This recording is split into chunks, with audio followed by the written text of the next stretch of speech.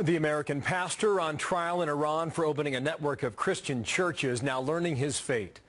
Saeed Abedini sentenced to 8 years in Iran's most brutal jail.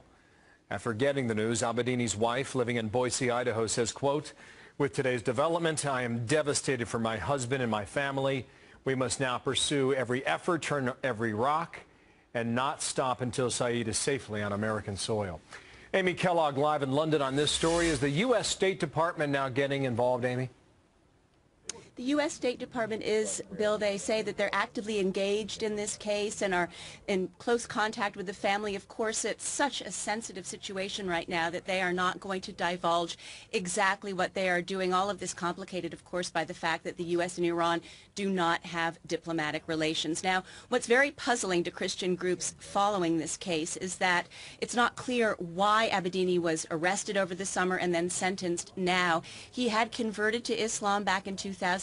He had apparently been involved in this network of house churches, but he'd had a sort of agreement with the Iranian authorities that if he didn't evangelize, he would be able to travel back and forth. He now lives in Boise, Idaho, back and forth to Iran to visit family and to do some work with an orphanage as long as he did not evangelize. And apparently he had not been doing that, but he was picked up anyway.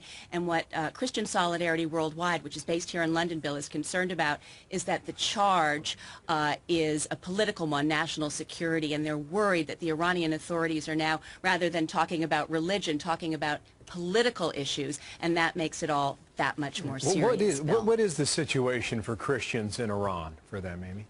Well, you know, Bill, there are 300,000 Christians in Iran. Many of them are Armenian and Assyrian, but it's the evangelicals, the converts, who are under the most scrutiny. They have this network of what they call house churches, and increasingly, according to sources here, those networks are being infiltrated, and those are the Christians who really are in trouble these days.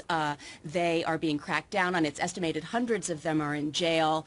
You may remember the case of Yusuf Nadarkhani, a pastor who was in jail for several years, was recently released, but still his situation in Iran is tenuous. And it's not just Christians, Bill. Several journalists were arrested over the weekend, believed to be an act of intimidation ahead of the upcoming presidential elections in that country. Thank you, Amy. Amy Kellogg on that story in London. Now, next down.